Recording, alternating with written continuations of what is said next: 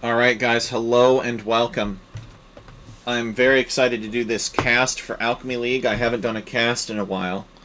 Apparently the recent update to the game broke a bunch of the recordings from the league, so I went to do a cast last time and I hadn't done one in so long that I completely forgot that, well, my recordings were out of date. So I tucked my tail and canceled the stream. But we're back today with a different set of recordings. And these ones I did remember to check first, so it should be a pretty good night. We've got some high-level games, both of these sets are. So we're in for a real treat. It's always a pleasure to see the skilled players play on your map, because if they can play on your map and not find any exploits, then feels a lot better than some noob playing on your map that can't think of an exploit. These skilled players know how to win. So if there's something that can be taken advantage of in order to win, they will find it. And we don't want that. We want variety. We want it to be different every time. That's the whole thing that makes Age of Empires beautiful. So you can see that I've got this spreadsheet up here. I'll zoom in a little bit on this if it's too small to read. But our first set, we've got Wien Dinchester versus Shixo. So we actually get to see number 1 and number 2 seed for this season of the league go up against each other. And I'll talk about the other guys too, but I'll talk about those guys later. They're going to be up here as well. But we can't beat seed number 1 versus seed number 2. So Wien Dinchester at 2.2k and Shixo at about 2k and a half. So these are very good players. Wien Dinchester is favored for this set, but you know, crazy maps. Maybe anything can happen. That's kind of part of the fun about having different maps. Is shakes things up. You can think of things, right, that you haven't really seen the map played out before. So it's more opportunity to be creative, in my opinion. So we'll see if Shixo is able to take a game off of Wien Dinchester.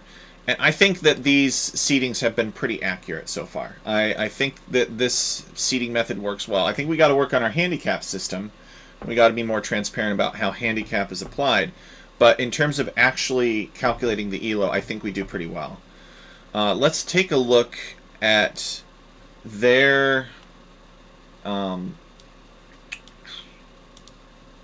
map draft. So I'm gonna zoom in on this. Oh yeah, look at that. That makes it a lot better. So for round 4, I believe that the map of the week was... What? Chena Hot Springs? Seriously? I thought we did Chena Hot Springs already. Nope. It's Chena Hot Springs. Okay, so the first map is Chena Hot Springs. And then what happens is... Hey, Cookie Pirate, welcome. So there is basically, the admin declares, we got 8 maps, we got eight rounds. Each map gets a round. The maps that do the best in the voting process, they get to go first in this. And I think that that's an advantage, right? Because if the players are forced to play on the map first, they might actually find that they like it. You know, they're going to be more familiar with it. They're going to be more likely to want to play it later on. So I think in general, the maps that go first for map of the round will be more likely to be played throughout the league. They will get played more often. Do I know that for sure? No. Do we have like a stats guy actually chasing this stuff down? No. So bear that in mind. It's just an impression of mine. So they banned, let's see, for Shixo he banned Denali, Utqiagvik, and Yukon Gold Rush, and Wien Dinchester banned Kenai Peninsula, Kodiak, and Chandelar Lake. And that left Columbia over, which they are the least afraid of between the two of them. It's just been picked a lot as a game too. Yeah, that's true. This Chena Hot Springs is very popular. I think it's... People look at it at that and they're like, okay, this is kind of like Nomad, but with a more fair start. And Nomad is familiar to people. They're in their comfort zone when they're playing it. Big respect to all the players in the league, but I do think that these guys, even signing up for a crazy map league, I still think that they like to be, because you know, there's money at stake. They want to win. They just want their opponent to feel as awkward about it as they do, I guess. So they want it to be awkward, but they want it to be slightly less awkward than their opponent. So they're okay with a little bit of awkwardness as long as the other guy's got a little bit more awkward of an experience than they do. That's my take on the custom map community. Now let's take a look and see what the civilizations are. By the way, Shixo made this map draft, and it's very nice. We're very grateful for that. And I think he actually also made the civ draft too. He's helped out a lot with the admin stuff. Ween Dinchester banning Mongols, Japanese, Malay, and Shixo banning Georgians, Portuguese, and Persians. Mongols, not a surprise. Guess what? There's a lot of big game in Alaska, so there's a lot of animals to hunt, and Mongols are really good at hunting, so Ween Dinchester banned them. Otherwise, we see a lot of like hybrid civilization bans, which makes a lot of sense. We got 2 hybrid maps that these guys are going to be playing. Alright, let's go and take a look at the game now. So the first game is on Chena Hot Springs. And guys, I actually did forget something. Actually, you know what? I could just, I think, turn this off. And I actually don't have to go anywhere. I was going to go and grab my my headphones so I could plug them in so you guys wouldn't hear the game twice. But I think I can just turn off my sound system and that's going to work. So let's get rolling here. So you start with a bunch of people and some geese on the banks. And you come back to build your town center. Ween Dinchester actually building a house first. You do start with this hut. Shixo's decided he's not going to waste any time. He's playing as the Cyan Bohemians. And Ween Dinchester is playing as the Orange Malians. Now, I do not like this town center at all. I think this is a pretty bad town center. I'm not really sure what Ween Dinchester is going for on this town center. Cookie Pirate says, plus Chena is a nomad start, so there's that additional reason to ban Mongols. What, you think Mongols are out of control on Nomad? Spanish are the ones that are out of control on Nomad, I tell you. Oh my goodness, guys, you didn't remind me. I need to switch screens. Nobody wants to watch me drink water. That would be very boring. Alright, here we go. Let's jump into the game. So, Ween Dinchester, we got 3 on wood. This one's kind of unique because you start with this dock, and there is 1 deep fish in your pond, and probably like, looks like 2, maybe 3, yeah, 3 shorefish. And your opponent's very likely to have the same, 1 deep fish and 3 shorefish. So you really got to decide how much do you want to invest in this dock, because you can't build fish traps. And, well, you can, but they're expensive. And you're not going to be able to build fish traps fast enough. If you build a bunch of fishing ships at this dock, then you're going to have a bunch of fishing ships just kind of kicking around not doing anything because you can't afford the fish traps yet, and they're out of fish. So there's kind of this awkward time where you have a bunch of fishing ships kicking around this little hot spring here, and there's nothing for them to work on. Having said that, though, Shixo's immediately docked down here, and Ween Dinchester is building a dock now. I think it makes a lot of sense to dock this creek. Chena Hot Springs is a map made by Sing Sing AoE. Sing Sing is from China. A really good scripter, actually. Lucky that Huhue Koyoro forwarded them to us. Very adventuresome. We've seen Sing Sing's work in many map scripting contests, actually.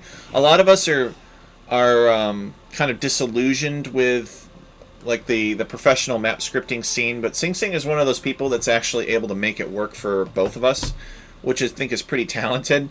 Some of us are pretty frustrated, like me. You know, I was like, I don't like the way that map script contests are being run, with exception of my friend Huhue Koyoro, who runs a good map scripting contest. So I decided that I would start Alchemy League, and I would just run it right.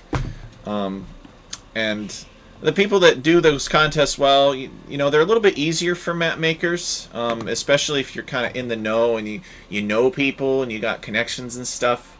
It doesn't make sense for a lot of them to do Alchemy League, I think, because it is a little bit more work preparing and specifying the scripts. But Sing Sing is one of those talented individuals that can do both. Cookie Pirate says there are 3 shore fishes, 1 deep water fish per hot spring pond. Also, thank you for tuning into my flight sim earlier. Hey, Cookie Pirate, no problem.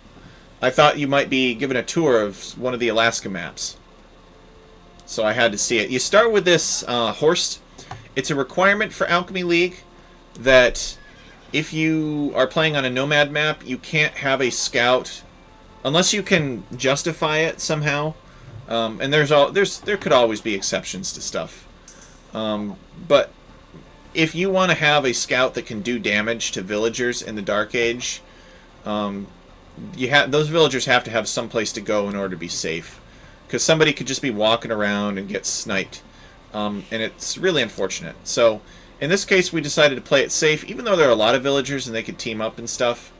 And Shixo has figured out that he can wall across here, but this is his own scout. He's not going to try to wall his scout in.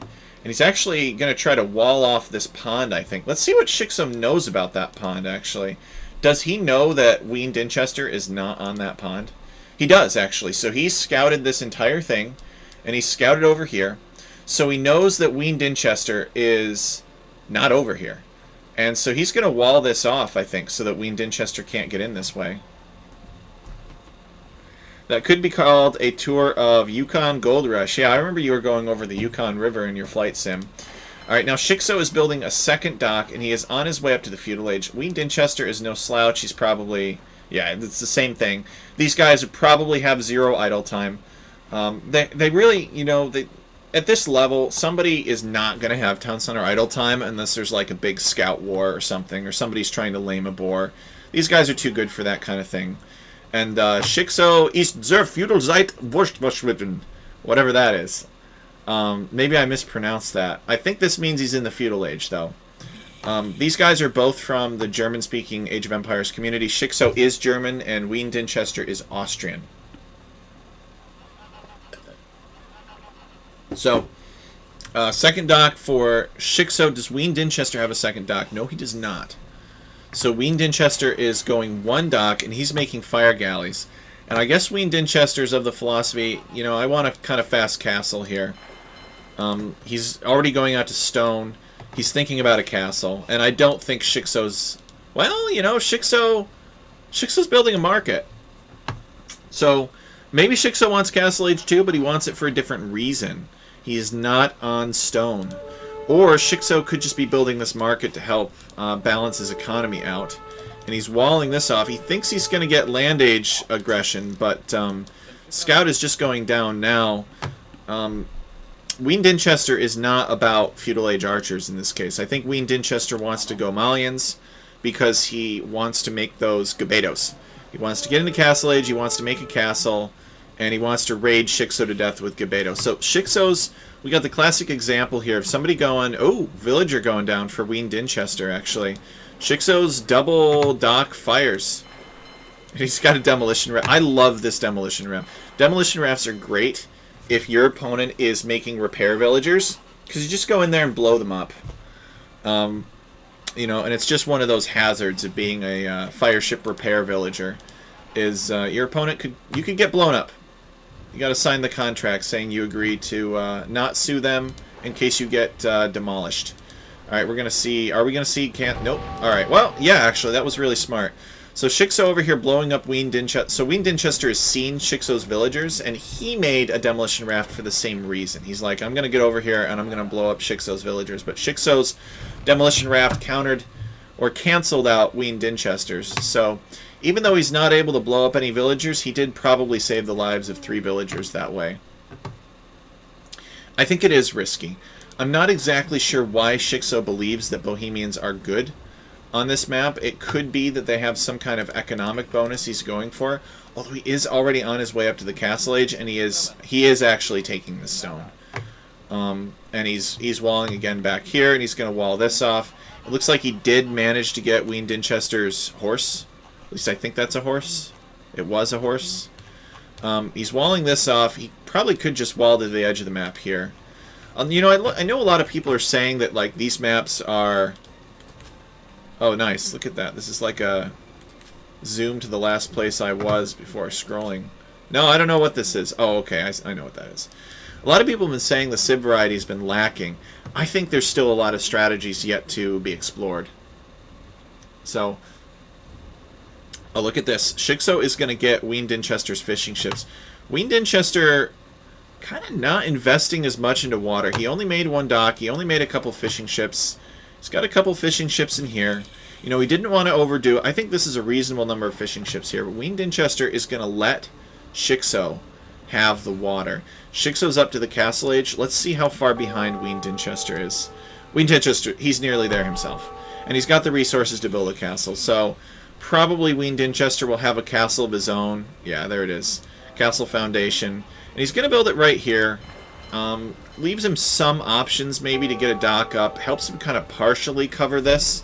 I don't think Ween Dinchester has... Let's check the attacks on the town center. Actually, yeah, Ween Dinchester does not have any range upgrades for this castle. So as he gets the Castle Age range upgrade, he'll probably be able to cover a lot more of this. And he is deciding to build another dock now. So meanwhile, Shikso's had kind of free range over here with his 2 fishing ships. He didn't want to make too many fishing ships, I think, because he needed those resources. I mean, it's true, you don't need wood to go up to the next stage, but he wanted to send villagers to someplace other than wood so that he could get up to the Castle Age faster. He's made a demolition ship here, and he's just kind of on the prowl. I think it would be a mistake for Shikso to make many more ships. I don't think Ween Dinchester is coming back on water. I mean, the only reason to make ships would be to defend your own ships. So, decent demolition shot here from Ween Dinchester. Shikso needs to notice this. He does. And there's a lady throwing a sword at Shikso's ship. And Shikso is taken off of the aggression here. But he's done the damage. He's killed Shikso's fishing ships. And he has a score lead. So, you know, Shikso's in a decent spot. He might have been rebuffed. You know, Ween Dinchester may have secured this area of the map, but there's nothing over here to protect anymore. And Shikso himself only has 2 fishing ships here, so I'm wondering, yeah, it looks like Shikso is going to build another town center, and he's starting to stonewall this off, which I love. Anytime I see stone walls, I nod approvingly. I think stone walls are a great investment. They just buy you so much time. They're not as good as they used to be, unfortunately, but they're still wonderful.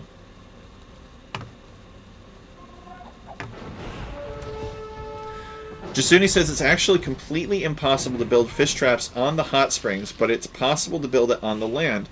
I don't know if that was intended, but you suspect it was an oversight. I could have sworn I had seen the fish traps on this water.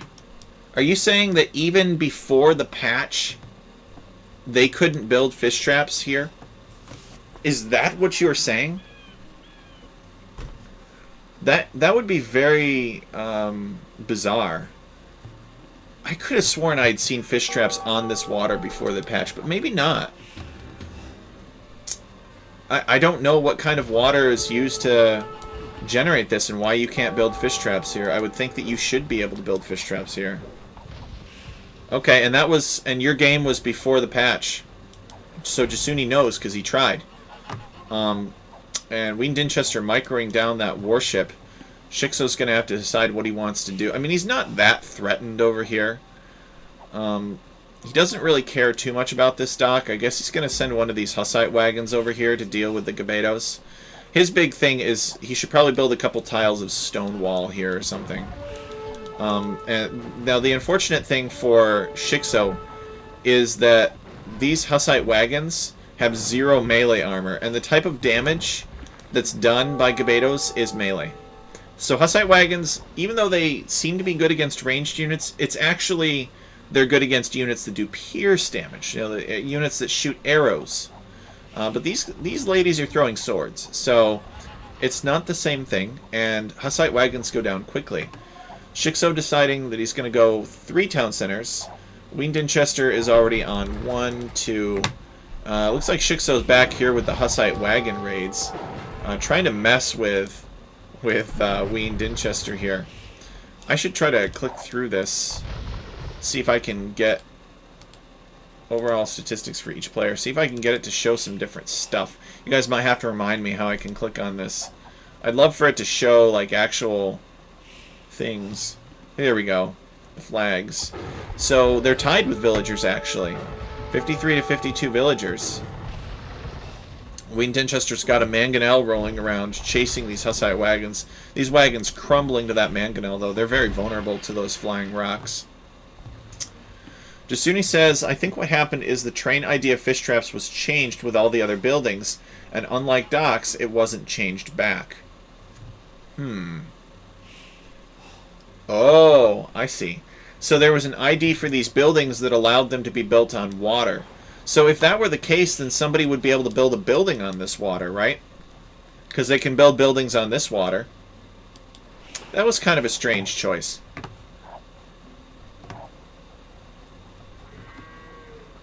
Cookie Pirate says he would criticize Microsoft's spaghetti code, but that would be an insult to the Italians and to the delicious dish itself. I do like spaghetti. Shixo trying to get this relic, but Ween Dinchester burninating him. There's a big raid here. Shixo's fishing ships are trying to get to safety, but Ween Dinchester is broken in, and now Shixo cannot fish safely over here. He should have just walled this off with stone walls. I'm not sure what he was waiting for.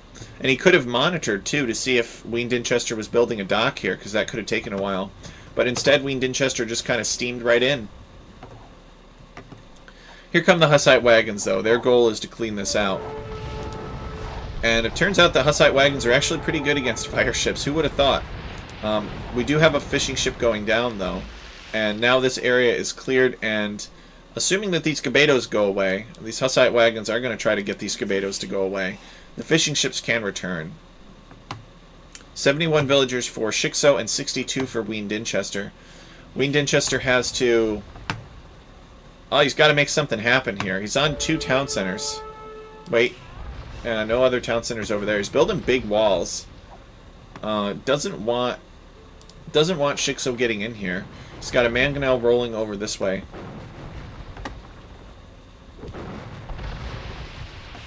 The fish traps can be built in the middle of the snow way away from the water. Interesting. But I think I understand what Jasuni is saying. Let's see how many relics Shixo has. He does desire the relics. See, he's got 1 relic. I think he's going to try for this relic again. And there's a relic right here that's going to be really hard for him to get. As always, guys, remember that relic victory is a thing for Alchemy League. So... our games are always played on standard victory, because literally, why would you remove... Oh no! Oh no, Ween Dinchester, he's going to lose his blacksmith. Shixo has gotten redemption, and he converted the mangonel, and now he's going to come over here and convert the blacksmith, and he's on his way up to the Imperial Age, so Shixo is not actually doing a big boom, he's only doing a little bit of a boom, and he's going up to Imp on 80 villagers. Ween Dinchester is a similar villager count. Let's see how Ween Dinchester is doing. He's got a huge gold imbalance. I'm not really sure what's going on here. Ween Dinchester losing a villager. This market is converted by Shixo, and he deletes it so that he can move in. These villagers have to flee. Now, there is a castle here, and I think that... Oh, you know what? I bet that Shixo is going to come in here and do a relic heist. I bet he's going to convert this siege workshop, delete it, and then steal the relic. That would be pretty funny. He doesn't really have any other relics, though. He needs to get this relic, and he needs to get this relic back here. Let's see what Shixo's understanding of the relics is. Let's see if Shixo knows where all of the relics are. Check his Fog of War. He knows about this relic, but he does not know about the relic back here, so he probably wants to find it. Meanwhile, he's building a castle here. Ween Dinchester is just sending a villager back into Shixo's economy to spy on him. Build an outpost here and see what Shixo's up to. And this relic is gone. Yep, there's the villager from Shixo carrying it away. So now all that Shixo has to do is get all of the relics and defend them. But he's doing much better than Ween Dinchester is here. Ween Dinchester responding by building monasteries of his own. Cookie Pirate tested in the scenario editor, and he built fish traps on the slopes of Denali. No, Cookie Pirate. The scenario editor is not the place to test that kind of stuff. You got to test it in single player, and you got to use the cheat codes. And then when you resign, it'll tell you that you can't get any accomplishments because you use cheat codes.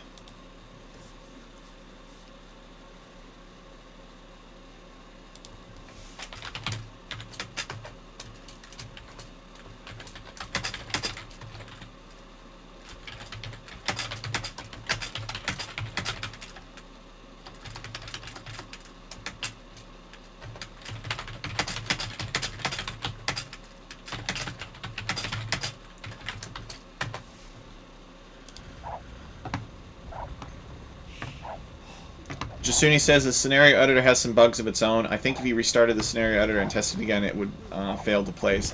Yeah, that scenario editor thing. It's just they've got a lot of work to do. I know that there's no payback for it, but they have a lot of work to do. So Ween Dinchester being sieged by Shixo. I think Shixo's going to win this. He played the water game a little bit smarter, and he was able to take advantage of that. Ween Dinchester trying to build a town center out here, but Shixo not allowing it. Ween is in the Imperial Age now, so he can kind of respond to this. This castle he's not attempting to save. He's getting monk techs. So Ween Dinchester, we've seen in previous seasons of Alchemy League, he is not afraid of making monks. And that's one of the things I love about him. Here's Shixo. He's going to get this last relic that he needs. Actually, here's the last relic that he needs. And I don't think he's getting it yet. This Ween Dinchester has a sneaky dock back here. And he's fishing. But Shixo will see this dock if he comes over here with a monk. So he's destroyed the castle. Ween Dinchester is starting to get a monk mass going. He is getting atonement so that he can convert Shixo's monks, and we're just going to see a big monk battle. See, this is what I do Alchemy League for. These are the kinds of games that I like to see in Alchemy League. This is what motivates me.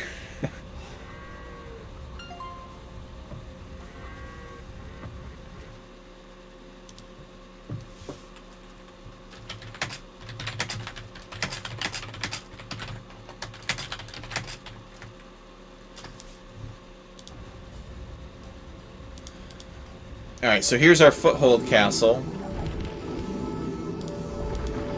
Ween Dinchester trying to take as much health off of these trebuchets as possible. And actually, okay, Shixo has gotten the conversion now. Ween Dinchester converts it back.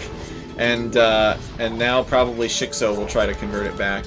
He needs to target the trebuchets, though. These are what's really messing with him. Okay, he micros it out. Nope, doesn't quite reach. Ween Dinchester is, I think, just too far behind.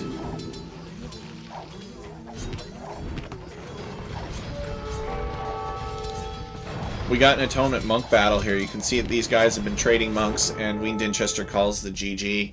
Shixo just getting the better of him this time. The university maybe for bombard cannons, I think, is what Ween Dinchester was thinking of, but he didn't quite get there.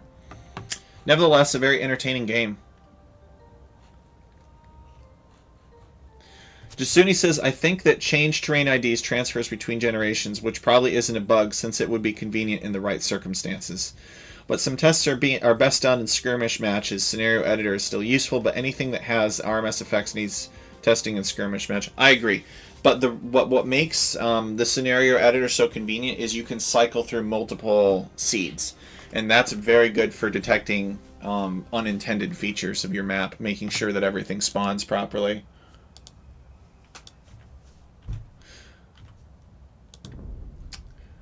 So, going over the achievements, we can see that Shixo got 15 conversions, Ween Dinchester 9.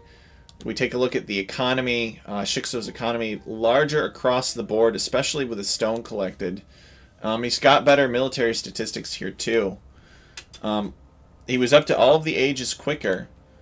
Shixo, slightly more villagers, but they had a similar count, and he got 4 of the 5 relics. Ween Dinchester did not get any. Relics are very powerful.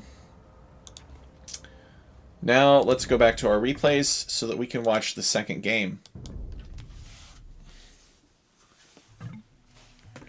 So let me know if anything's lacking, you guys. This map is Columbia. This map was made by yours truly, Tech Chariot. You can see that we've got Ween Dinchester versus Shixo as with the previous game. Obviously, because it is a play all 2.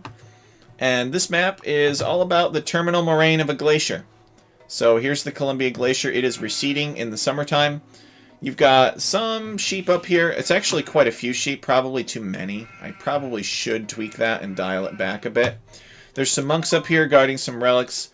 But most of the neutral gold on the map, in fact, all of the neutral gold is located on this big bar down here. There are some fish in the bay, but not very many. So I don't know how attractive it is. Let's click on this. Yeah, they've only got 200 food in them apiece, and there are no shorefish. So there are some bears and wolves back here. It's safe to scout with a cow. That's what Ween Dinchester is doing so that he can see them.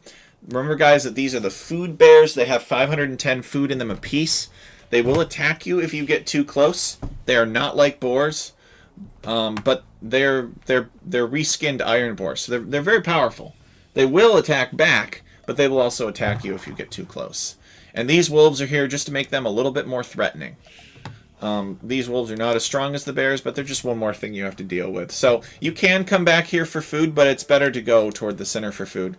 There's all of these rocks along the side of this glacier scraping down this mountainside here. In the glacial basin here with a bunch of deer. I like to think that these are actually caribou, but we don't have caribou skins. Even though caribou would be functionally equivalent to deer. I think we could use more deer and other animal skins in Age of Empires. We can see that Shikso has decided to push this deer into his town center. You start with a bunch of berries underneath your town center. Shikso is playing as the Cyan Lithuanian, and Ween Dinchester is playing as the Grey Armenians. He's building a house here. So the Armenians start with this mule cart. It's very convenient. He has sent it out so that he doesn't have to build a lumber camp. A lot of people are saying that the way that the resources are set up on these maps, that mule carts are just not fair. The civilizations with access to mule carts have a huge advantage. I wonder what you guys think about that.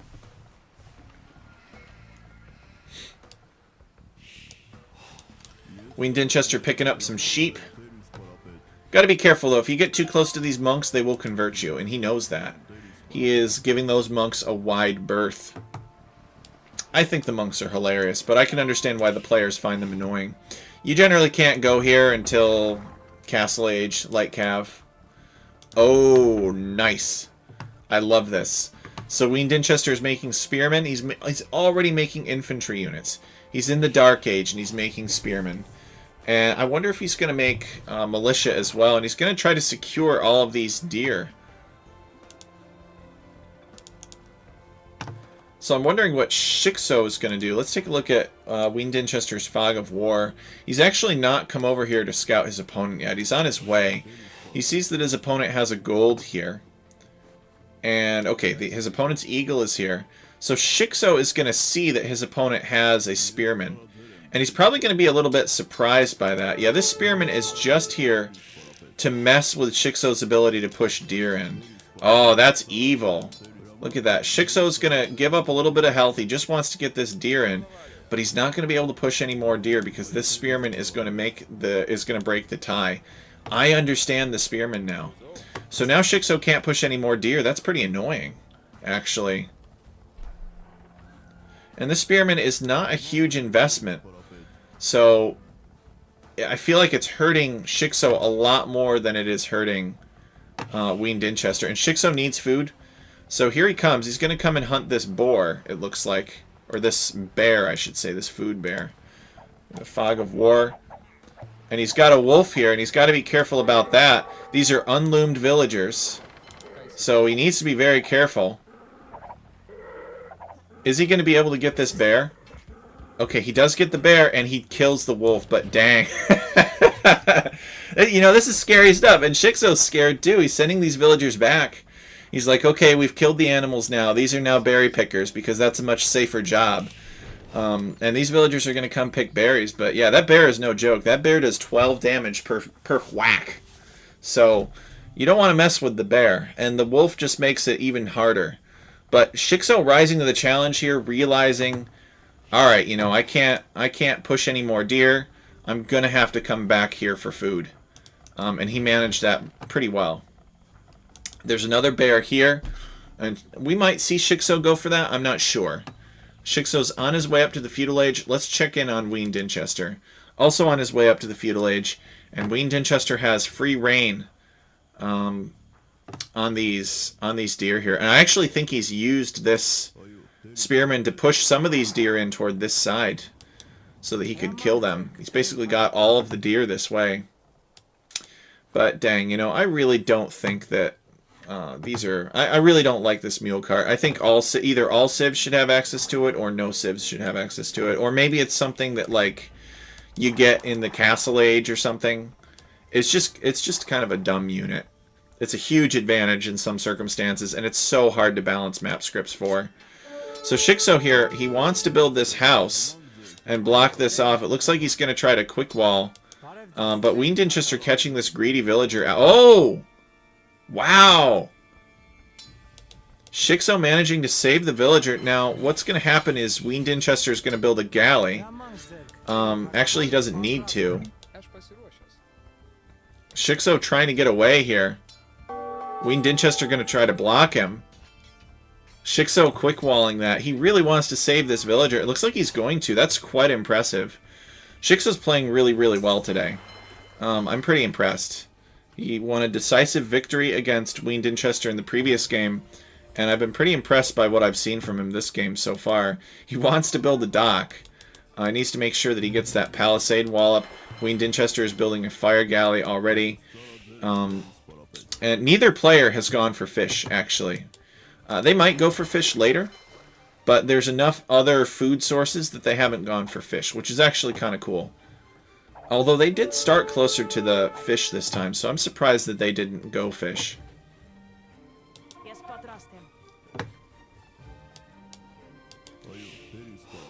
So what do we got here? We got another spearman from Ween Dinchester, and I need to uncheck my fog of war so that I can see what's happening.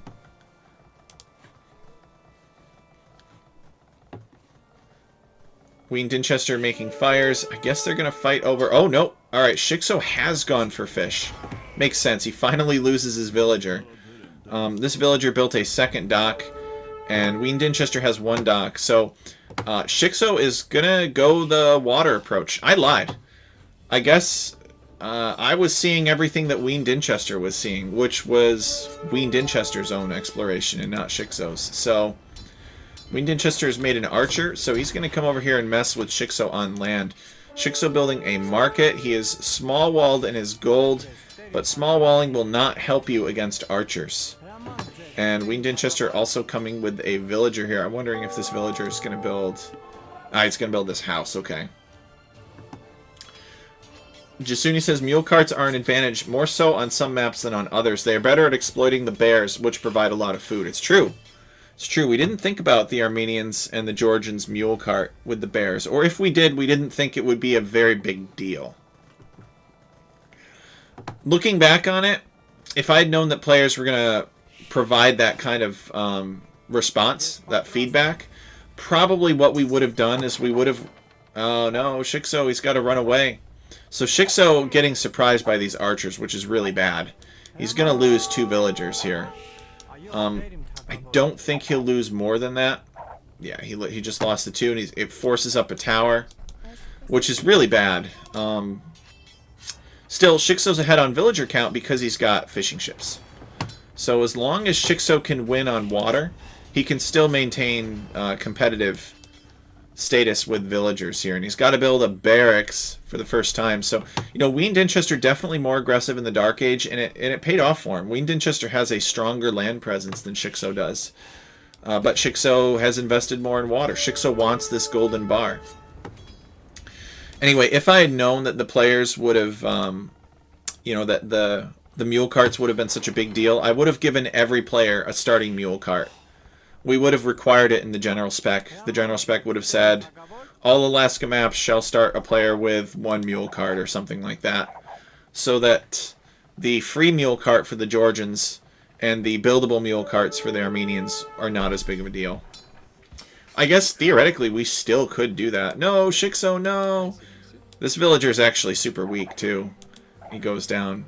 Shikso not thinking ahead enough to be able to wall that off, and now Ween Dinchester is taking the lead in villagers. Shikso's going to have to build some more fire ships if he wants to defend this. Oops. I don't know that he will. Oh, he's Castle Age, actually. That's really good for him. He could make some knights from this stable. He probably will. Ween Dinchester trying to come back here to build a sneak tower, but the wildlife here rallying for Shikso. Yeah, Shikso hasn't really done anything to secure this gold, so he's going to lose some more villagers to these archers, which is pretty unfortunate. I think he's getting a little flustered here.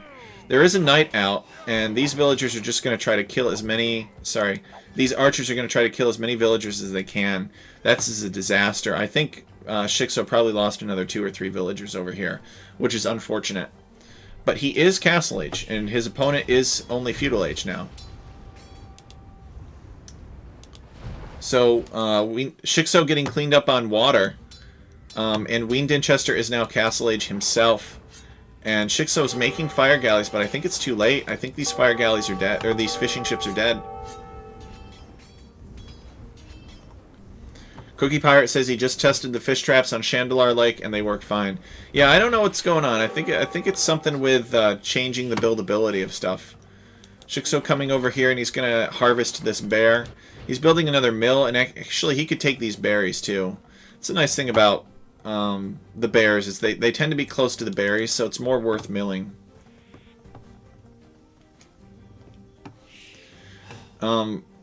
Kodiak, where the bears are all near berries, building a mill near the bears is a fair bit more natural and quite efficient. That's true. Alright, Shixo actually did manage to save his fish. There are no fish in here. This is the run water from the glacier. It's too cold for fish, so you're not going to see any fish in here. They are all in the ocean. But it's just like one more area that somebody could build docks and stuff and do a sneak attack. So it's not like it's useless water. Eventually, you know, I'd love to see somebody with a huge galley mass in here, you know, like cutting off this bottom half of the map, basically, because the galleys can go anywhere. And Shixo's going to send those fishing ships back to work. Where's the nearest fish? It's all the way down here. He's actually fished out a lot of his stuff, and he's invested heavily into water. He's actually going to clean Ween Dinchester out of water, it looks like.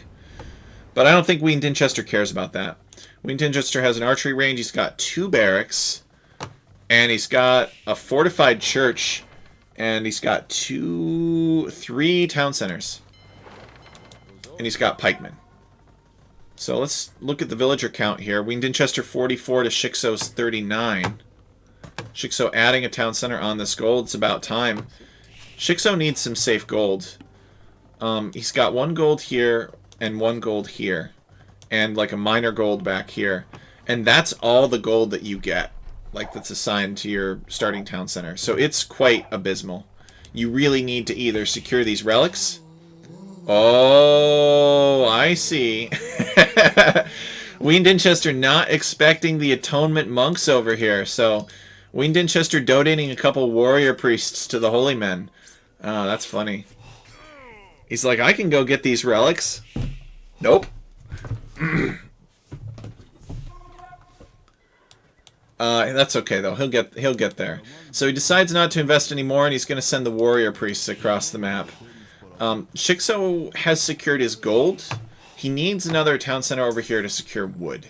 And yeah, there it is right there. He needs to be careful though, because this bear could have a way with a villager. Okay, he manages to steer clear of the bear, which is important. And he's going to build this town center. So as soon as this town center goes up, Shixo will be okay for a little while. He has a tower here. He's got a town center securing this wood. He's got a town center securing some gold. And he's got some scouts. Does anybody know if the scouts do bonus damage to warrior priests because they're monk units? Let me know. I don't think that they do. That didn't look like he was doing any bonus damage, but you never know. Could be something silly like 1 extra bonus damage or something. So only a 3 villager difference here. Shixo expanding out across the ocean, continuing to fish. He's holding his own. He's holding his own. He's not doing our boy Shixo here. He's not doing as well as the previous game. Ween Dinchester maybe is more prepared for this map, or maybe he's had a little bit better luck. Maybe Ween Dinchester's gotten warmed up. But I'm having a lot of fun casting these games. This is like #1 and #2 seed. This is good stuff. These guys are good players. We're really grateful that they're here. These guys could be playing in some much bigger, more lucrative tournaments, making bigger names for themselves, being less frustrated by weird maps. but they choose to come and play with us, and I really appreciate that. Jasuni says warrior priests are considered a monk type unit for bonus damage, as I recall. So scouts do get bonus damage, but warrior priests are tough, so they can still hold their own. That could be what it is, right? Or warrior priests maybe have some armor. Let's see if I can find a warrior priest. Here we go. Yeah, he's got 2 melee armor compared to monks 0 melee armor. And this one belongs to Ween Dinchester, and this one belongs to Gaia. So Ween Dinchester deciding to start his attack. He's got 60 villagers. Sorry, he's got 59 villagers, and Shixo actually has 60. So Shixo's got more villagers than Ween does. This is really, really close.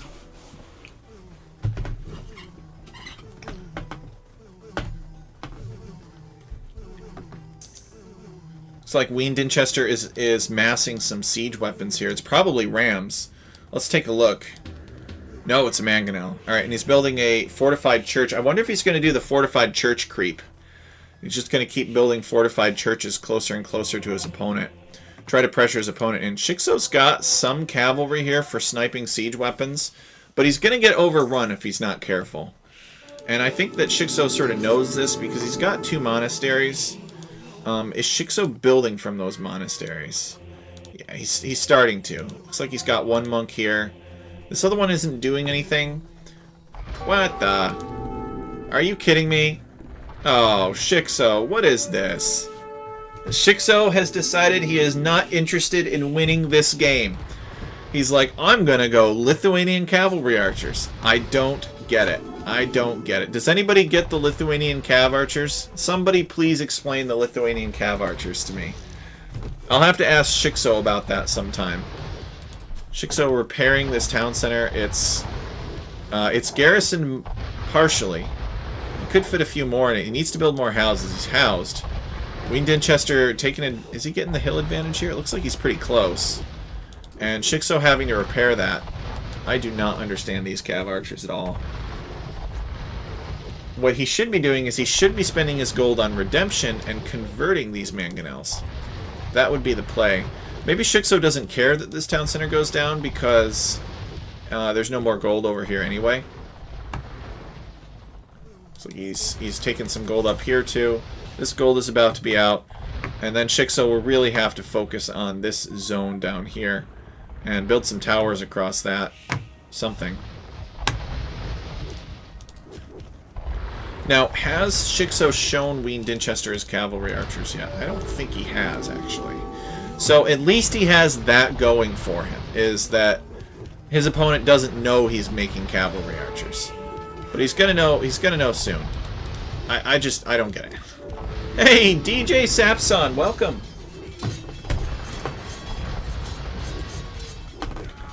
How's our favorite disc jock?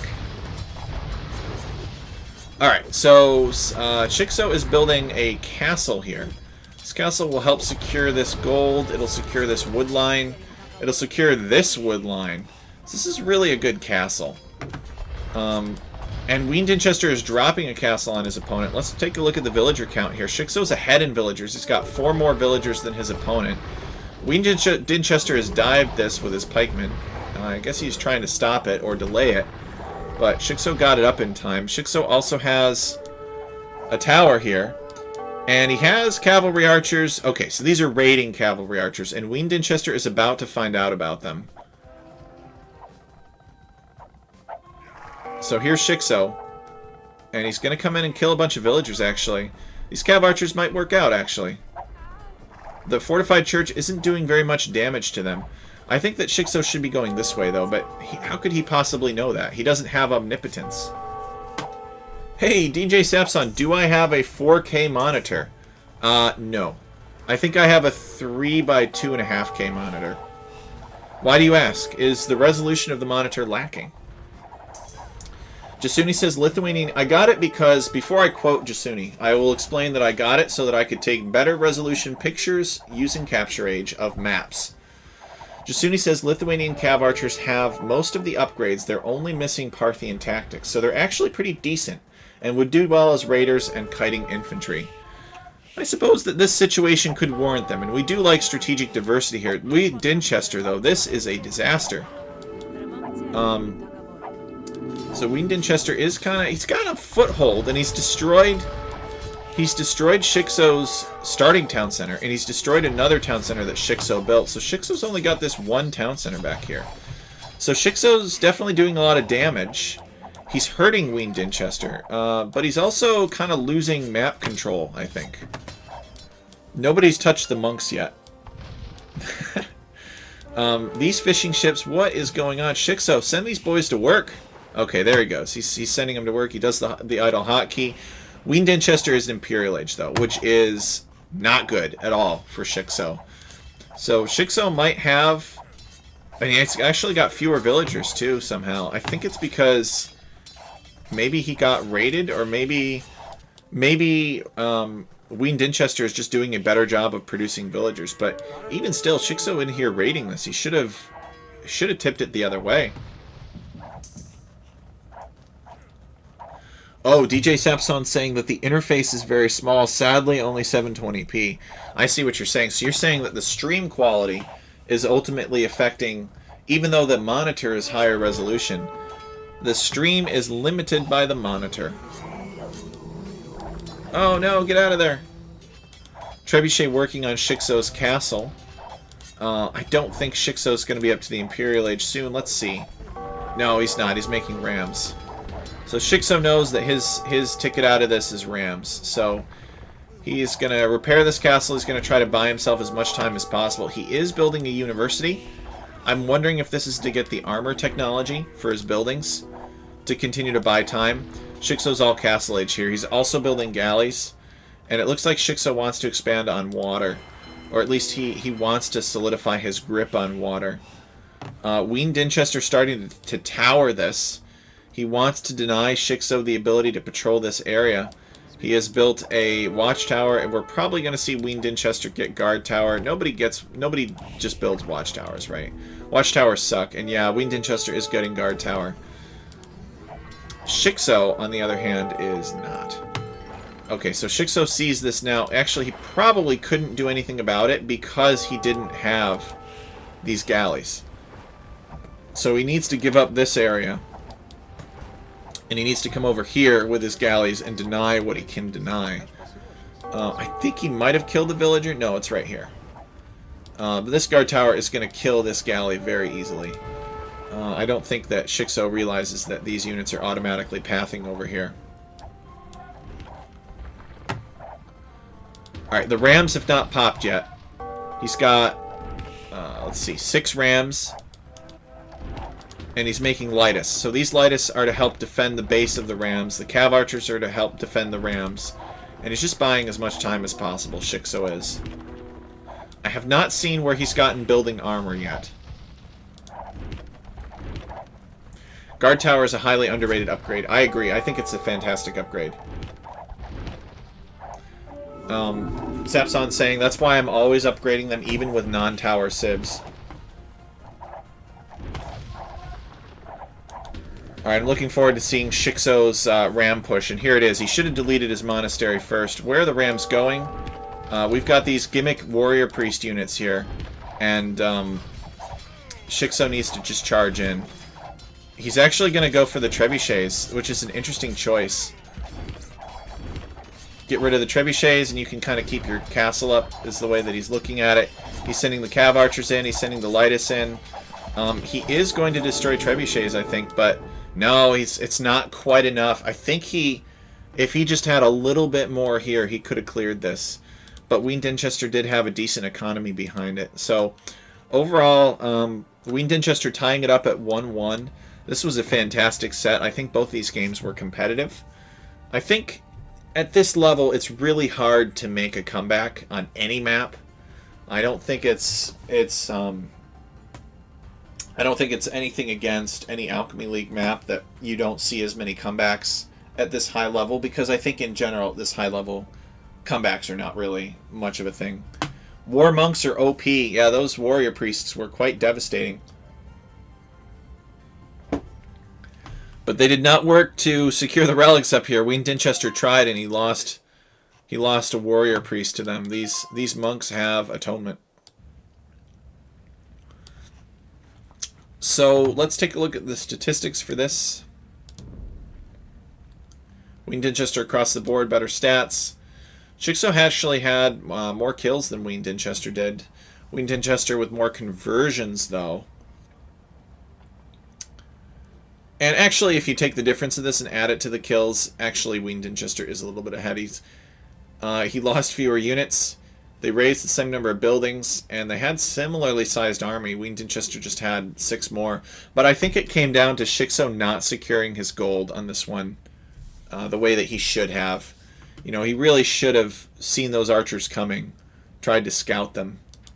And losing 4 villagers at various points in time in feudal and castle age on that gold really sealed the deal for him and just set him back so far. Winged Dinchester actually somehow got a relic, which is pretty impressive. Oh, that's because he was Armenians. Alright, never mind. That's not that impressive at all. Relic gold 650, villager high 89. So now we're going to go back to our replays. We've got a different set of guys next, different players. So we were looking at, I'm going to come back here to the home screen.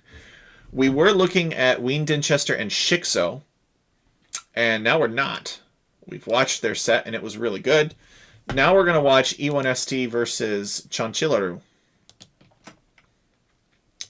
So E1ST, I believe, is a German player, and Chanchilaru is a Chilean player. And these guys are about 1900, between 1900 and 2K. So they're pretty evenly matched, unlike Shikso versus Winged Dinchester, where Winged Dinchester was the cleared favored. You know, these guys are neck and neck in ELO. You really, for a tournament, you could not really ask for much better of a matchup than this. I mean, you can always be perfect, but on average in tournaments, this is a really good ELO difference between players. So we're going to see what these guys can do. Let's take a look at what maps they'll be playing on. So they will be playing on Chena Hot Springs and Columbia. Same maps. Yeah, same maps as the other guys. Chena Hot Springs and Columbia. So, well, that's too bad. But it'll be interesting to see their take on it. Maybe some of these guys will have different strategies.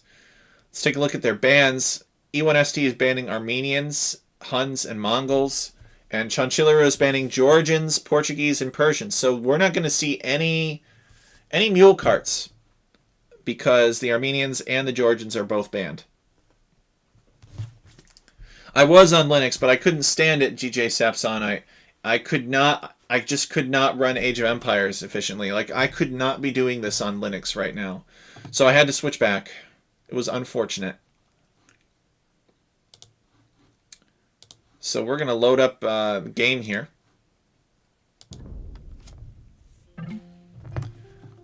All right, let's zoom in.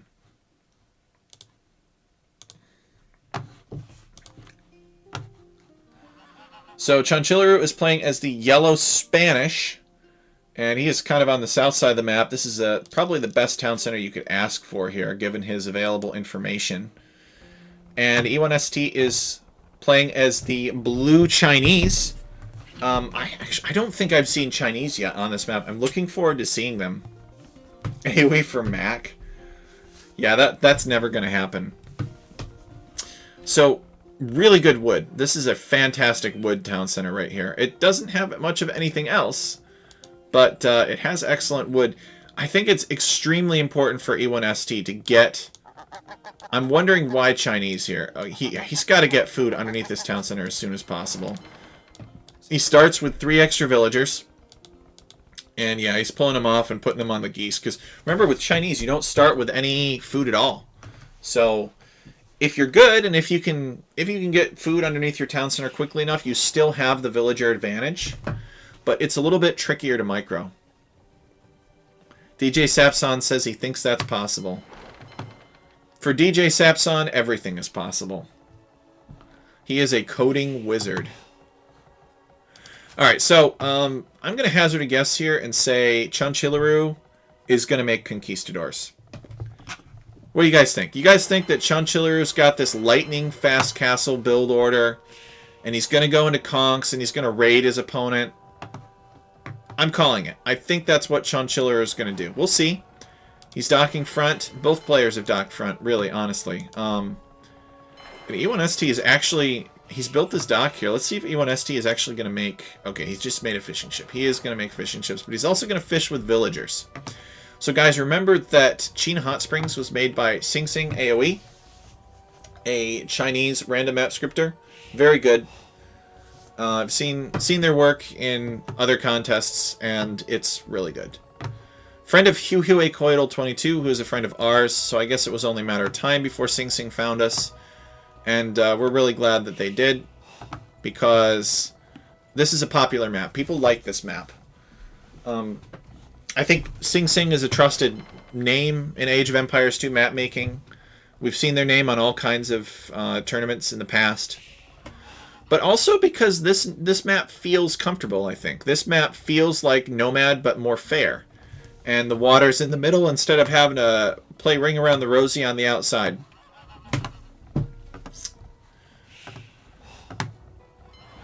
So Chanchilleru, second fishing ship. Nothing like that for E1ST though.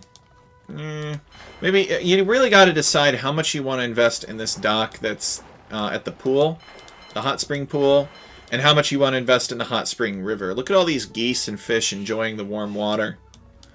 And then of course there's all this snow out here, just like the real Chena Hot Springs in Alaska.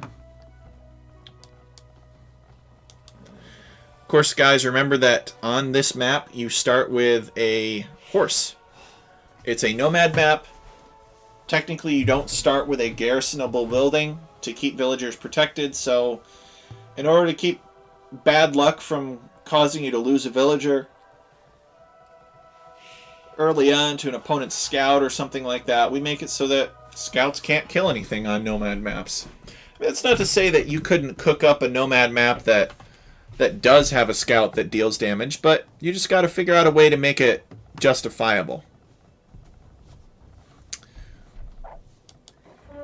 So Chanchilleru here, scouting the back of his base, which is an interesting choice. Let's take a look at the Fog of War. Okay, E1ST has come around here, and he's found where Chanchilleru is. He knows where his dock is. He knows where his fishing ships are. Let's take a look at see what Chanchilleru knows. Chanchilleru actually does not know as much about E1ST's base. Chanchilleru, he knows that E1ST has a dock here.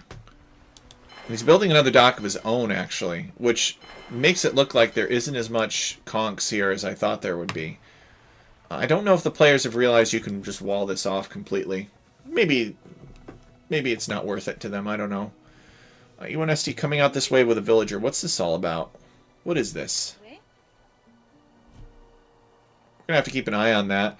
Chanchilleru on his way up to the Feudal Age. E1ST also going up to Feudal Age. This villager, is this a docking villager? This has got to be a docking villager. Yeah, E1ST is waiting for the wood. Throws down a dock. So plans to hit Chanchilleru from both sides. So let's see. Chanchilleru... Let's do his Fog of War and see what Chanchilleru knows. So he does not know that this dock is here. He knows that the dock is over here. So E1ST wants to surprise Chanchilleru, which I think is really smart, because Chanchilleru is going to be... He's going to keep his horse here. He's got his hut here. This is going to help him keep an eye on enemy ships coming from this direction. But little does he know that E1ST is planning some trouble. Let's see what E1ST has. And yes, he is making a fire galley. So Chanchilleru doesn't know about it. He's massing galleys. Alright, let's get rid of this Fog of War so that I can see what else they're doing. E1ST is choosing to take gold over here. I think that this is a bad gold location, and I'll tell you why. Because if he loses water, if his opponent goes galleys and he loses water, this gold is not safe. So he's got to come all the way. Why not just take this gold? Or why not just take this gold? So I guess we can interpret from the presence of this gold here that E1ST is committed to water. Oh, what's this? Chanchilleru building a house? Is that because he knows? Nothing from that dock. So surely Chanchillaru knows now. Yeah, he does. He does. Oh, yeah, he's got fire ships on his fish. So he knows. E1ST is over here. He's got a couple of fire ships. He's going to corner these. Actually, I think they can get out through here. He wanted to corner them. And I think a lot of damage has been done. Chanchillaru with 28 villagers to E1ST's 33. So, yeah, look at this. E1ST just killing fishing ships. So Chanchillaru is going to take deer instead. And he's going to kind of come over here. And he's going to look to do similar damage, I think. His philosophy is, okay, well, I'm out of fishing ships. I might as well go and try to kill my opponent's fishing ships, since I have nothing to defend. So here he comes. He's going to see if he can find something. He's found a dock. He even does he even splits them up, which is kind of a good idea. Grabs everything. Can send the geese back. Fireship is here to protect things. Still doesn't find anything. Okay, here they are. And now he's going to go after him. He wants his revenge. E1ST is going to try to keep him safe, but he's going to lose at least 2 fishing ships. He's probably going to lose this third one here. And guys, not to worry. Nobody resigned. They just had a crash, but they were able to restore it. So we're going to go now and watch the restoration. I make it sound so holy. Alright, guys, remember that E1ST was over here wreaking havoc on Chanchillaru's fishing economy. And Chanchillaru did do a decent counterattack, but E1ST still has a villager advantage. Chanchillaru is not on his way up to the Castle Age, although with 12 villagers queued, he probably could be. And E1ST is on his way up to the Castle Age, but he just started. So I think what Chanchillaru needs to do is he needs to recognize that he's got way too many villagers queued up, and he should cancel them. He should throw down his market and his blacksmith. Where are they? He has not done so yet. He should throw them down, and he should get up as soon as possible, because his opponent's up. He's probably thinking, there's no way my opponent could be up yet. He's done so much damage to me with his navy. But the truth is, E1ST did not really invest that much in navy, I feel, relative to Chanchillaru. I think their investment was similar. But I think the difference is that he got this sneak dock here and surprise attacked him. And that's what I love. I love surprise attacks. They win wars. They win wars. The only thing that would have been more surprising is if E1ST had attacked Chanchillaru in his sleep on Christmas morning.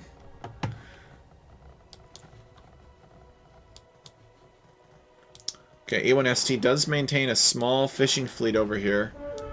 Chanchillaru, he's just fishing with a villager. He doesn't have any fishing ships left. What's this? Oh, this is a repair villager. Okay, that makes a lot of sense.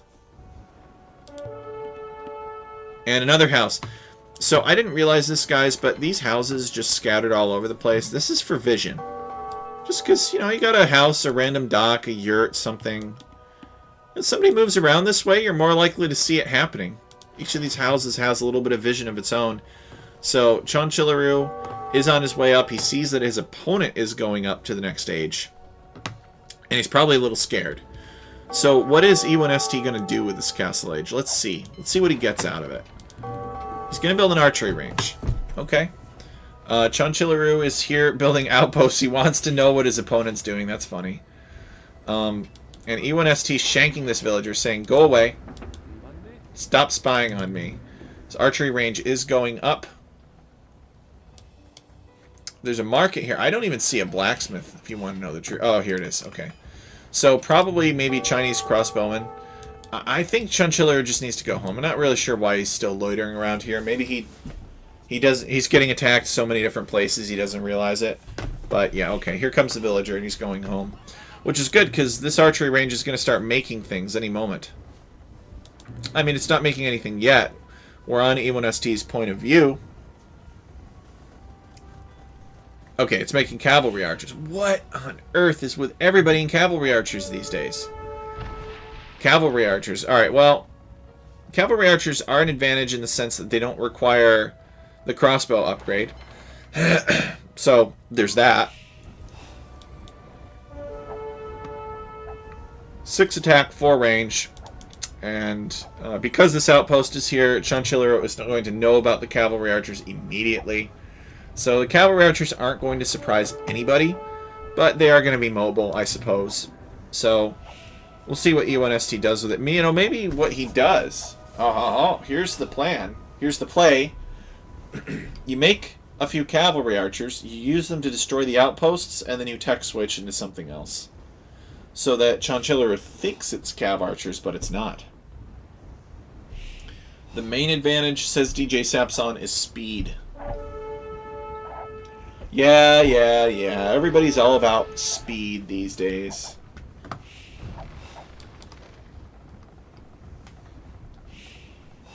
Alright, Chanchillero has built up 3 galleys, and he's going to try to come across and finish these fishing ships.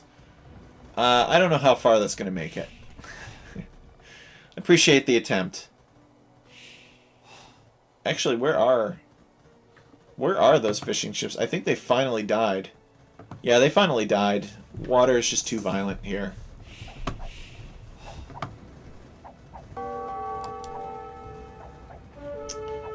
So what now? Chanchillero, he's got his castle up. Actually, that castle's kind of an important development. E1ST does not have a castle. Chanchillero is making conquistadors. Aha! I called it! The conquistadors are being made. And here they come. They are going to raid E1ST's economy.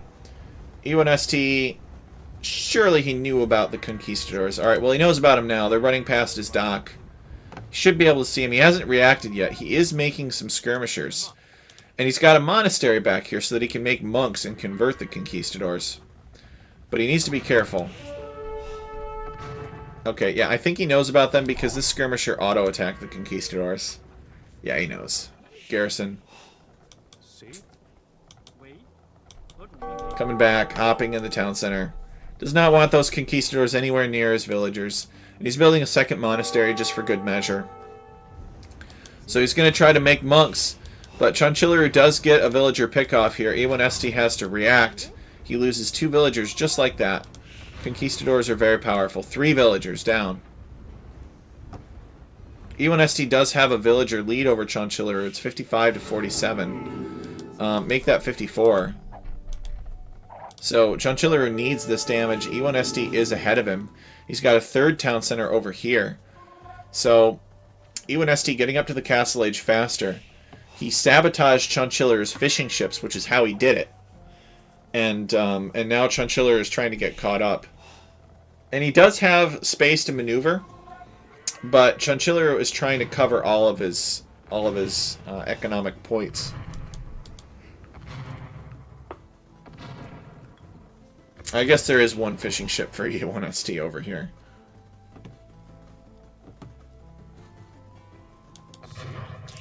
Another villager down, another villager down, another villager down. Some arrows go into those conchs, and then they get away. Conchs, they're so powerful. Okay, there's a monk here. And there's another monk coming out for E1ST. Oh, interesting. Did you see that? E1ST came over here and shot that villager with this, or shot the deer with the villager, just so that Chanchillero could not lame it. But then his villager died. So I don't think it was worth it.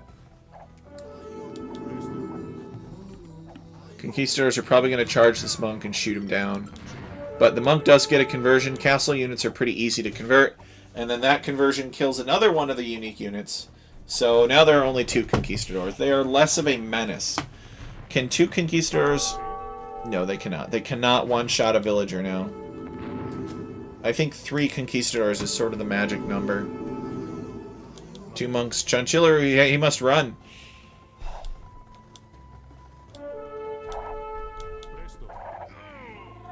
I don't know if this is a quick house wall here. Yeah, that's what that is. Just there to maximize the damage done. University. So E1ST is going up to the next stage. Let's check his resource count. Does he have... No, he can't have Imperial HQ'd because he's... Well, I don't know why he's building a university then. I guess he wants to get ballistics for his skirmishers so that he can shoot so that the skirmishers can hit the conquistadors more effectively. Usually when you see a university like that... Oh, he's got the cav archers in the back. I don't know how much that did. Usually when you see a university like that, it means that somebody's going up to the next stage. I generally don't see them for ballistics or anything like that in the Castle Age.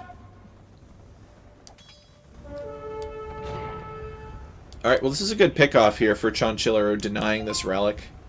Smart of him to camp that. E1ST is going to build another town center back here. He's got some gold and he's got some berries to build it on. Let's take a look at villager counts here. Actually, Chonchilero did manage to do a decent bit of damage. He's caught up a little bit with villagers. He's only 5 villagers behind now. He's continuing to make conquistadors. E1ST only now getting wheelbarrow. Chonchilero... Yeah, he's pretty broke. He's spending everything on booming. Booming and making conks.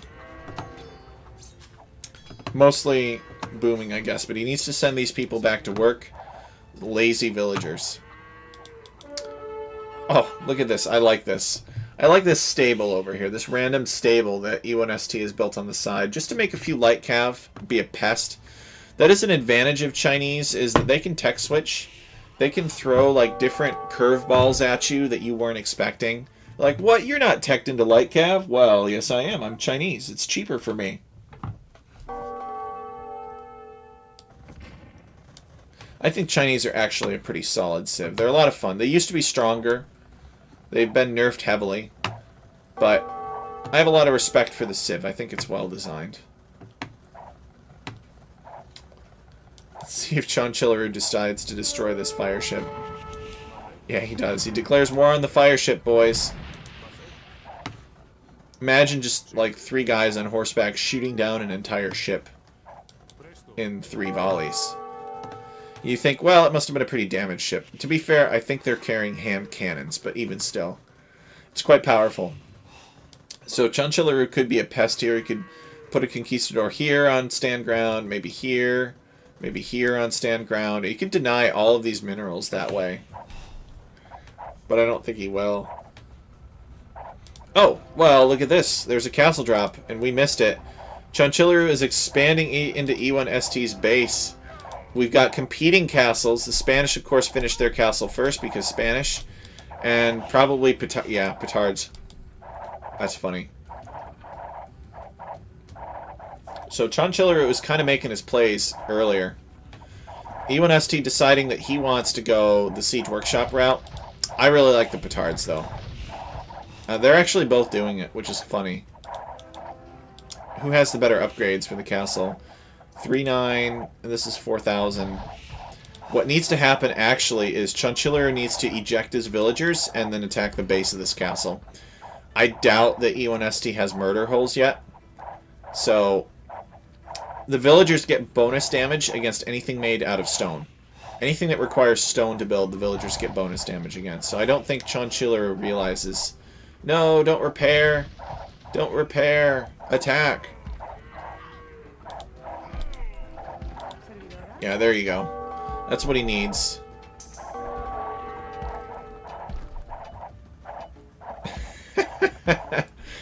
This is quite the brawl here.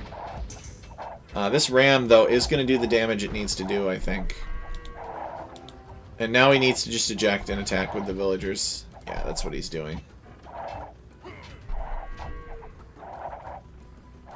Deciding that these villagers are within minimum range, so he might as well repair. And he's going to attack. I think he's actually going to win here, which is pretty funny.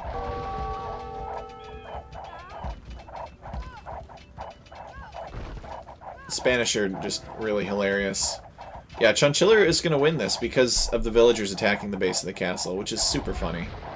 And the Petard finishes it off. You can also use Petards to destroy rams as well. This town center goes down, so, you know, Chonchilero is not out of this at all. He is in a commanding position here. Let's take a look and see how the economies are doing. He's got a villager lead over E1ST as well. E1ST is tenacious, though. And in Imperial Age. Oh, no. That is not good for Chonchilero. He is just clicking up now. So he has two He has about 2 minutes and 15 seconds of E1ST doing whatever he wants in the Imperial Age. What's it going to be? I wonder. E1ST could potentially get Cap Ram. I don't know. I don't know. Okay, so E1ST is going to go Cavaliers. I think that makes a lot of sense. That's what he has the resources for. He wants to secure this area. He's building a town center here. He's got 20 on gold. He's got 23 on food. So he doesn't have economy to do a lot of Cavaliers. But I think he could do enough Cavaliers and some Cap Rams, and he might be able to fight this off. But I think Chanchilleru could win this. Oh no, the conchs are going to get converted. Yeah, there they are. 2 conversions. E1ST needed that. After the loss of the castle here, and he's got 2 castles in his face. Alright, he's building a defensive castle. He's got a ram rolling forward. This castle actually will not go up. This conquistador alone could deny it. Here comes some more conquistadors. I think E1ST is a little bit premature with that castle drop there. He's got to pull back with the villagers. He's got to wait for his monks and cavaliers to get in place. Chanchilleru just wants to camp that. Chanchilleru is going to be Castle Age pretty soon, I think. Monks are going to try to get a conversion. Okay, 1 conversion in.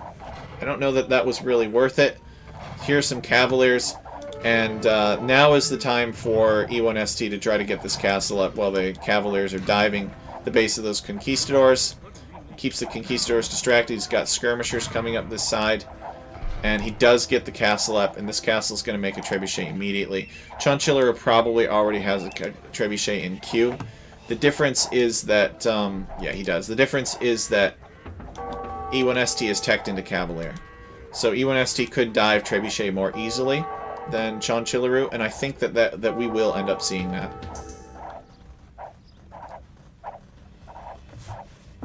E1ST, though, fighting for his life here. I love this. Okay, trebuchet comes out, and Chanchilleru. Where's Chanchilleru's trebuchet? We know that Chanchilleru had a trebuchet queued up as well. Okay, he unqueues. I guess he forgot about it. And he's got skirmisher here too to try to keep the conchs away. Actually, conchs could sort of dive trebuchets, but they're a little bit more vulnerable. Not sure what this villager's doing here. There's a relic there. I would like to see the players go for relics, but they've kind of been too busy killing each other. Let's see if E1ST... He is making another trebuchet, but he is not attempting to repair this castle yet. Oh, there it is. There are the castle repairs. And he's getting the final armor on his cavaliers as well. This will allow his cavaliers to survive the castle arrow fire when they go to dive the trebuchet. You will see. He just needs a few more out, and he needs to keep his castle alive for a while. And he himself, E1ST, is getting Bracer. So the goal of Bracer is to allow his castle to do more damage to anything that dives his trebuchets. And another castle being built back here. This is a damaging raid, though. But he's going to take advantage of it. He's going to come in here and go for these trebuchets. He knows that his opponent's army is over this way. And he wants this other trebuchet. Can he keep his castle alive? I think he will. I think it was a mistake for Chanchilleru to divide his army like that. Cavaliers diving the trebuchet before it even gets started. Oh no! Oh no! I think E1ST is going to lose this castle. I can't believe it. Oh, it's so close. The Cavaliers are coming back. He is going to keep the castle. I can't believe that. I can't... Oh, what is this? The trebuchets, they keep on getting repaired. And the castle goes down. Wow! Both castles destroyed. Such a costly exchange. Poor E1ST kept on trying to snipe Chanchilleru's trebuchets. But Chanchilleru kept on repairing them. Well, maybe Chanchilleru will have some more luck over here. That was quite a powerful attack against E1ST. Very close. Could have gone either way, honestly. I'm surprised E1ST is still alive, if you want to know the truth. He doesn't have very much map control. Chanchilleru owns this map.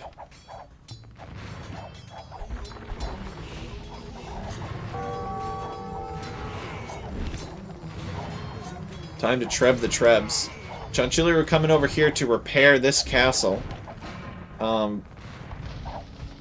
Conquistadors are very good at kiting the Cavaliers, but they don't like to be near the skirmishers very much. So what if you're Chanchilleru, what's your plan now? Both players are fully boomed. They have over 100 villagers each. What is Chanchilleru teching into? Okay, he is making stables. And he is probably going to go into light cav. He's getting armor now. Yeah, he's getting armor now. He's realizing that the skirmishers are too big of a problem. He can't keep his castles up on E1ST's side. But I think that this light cav switch is too late. You know, he's not Chinese. He's Spanish. It's a little bit harder for him to tech switch. So he's pushed back. He's on the other side of his spring now. He's got gold up front. Let's see. And he does have another gold back here. And another one here. So he's not hurting for gold yet. I think this gold is a strange choice right now. But maybe you could look at it another way, and that is he knows this area is going to be contested soon, and he wants to get as much gold from here as possible before then. And here are E1ST's trebuchets, and they are going to go for his castle. And he could try to keep that castle up. If that castle actually goes down, he'll be housed. So he needs to keep this up, or he needs to build a lot more houses. It looks like he's building a lot more houses, so he does not expect this to stay up. He's got a couple of stables back here, but not enough stables. He needs like 3 or 4 more stables at least. He's building 2 more now. But it seems like he can't do what he was expecting to do. This is one of those... I've played games like this before where you're just like shocked. You're like, what the heck? I did so much damage to my opponent. How are they counterattacking so quickly? I think we've all had a game like that before.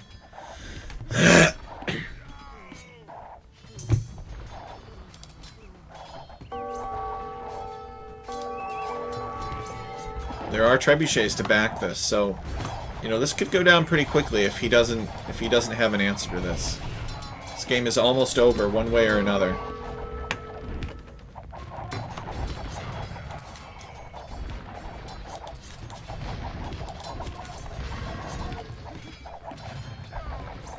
He's got Halb and Light Cav. He's coming over here and he's going on this stone. Yeah, I think this is it for Chanchilleru. I think E1ST with the impressive hold is going to be taking this game, and Chanchilleru calls the GG. Well played. Very impressive. E1ST's ability to survive. I thought for sure he was a goner. It looked pretty ugly. So E1ST with 167 kills, 138 deaths.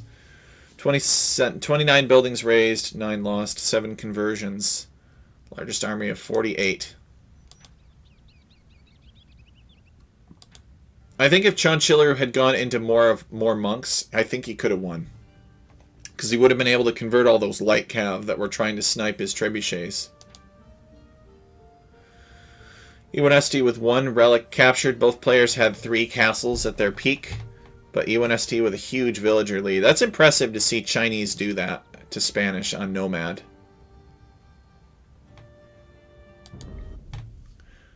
Now we will watch their second game, which is played on Columbia. Columbia was made by me, yours truly. It's about the Columbia Glacier. The Columbia Glacier has deposited this terminal moraine. But there's also an outcropping with some holy men and some relics. E1ST says woohoo, and Chanchilleru says yay. I guess they both were looking forward to playing this map. Or maybe they're looking forward to the Civ matchup. I'm not sure. E1ST is playing as the Lithuanians, and Chanchilleru is playing as the Gurjaras. I think Gurjaras is pretty menacing if you're Lithuanians.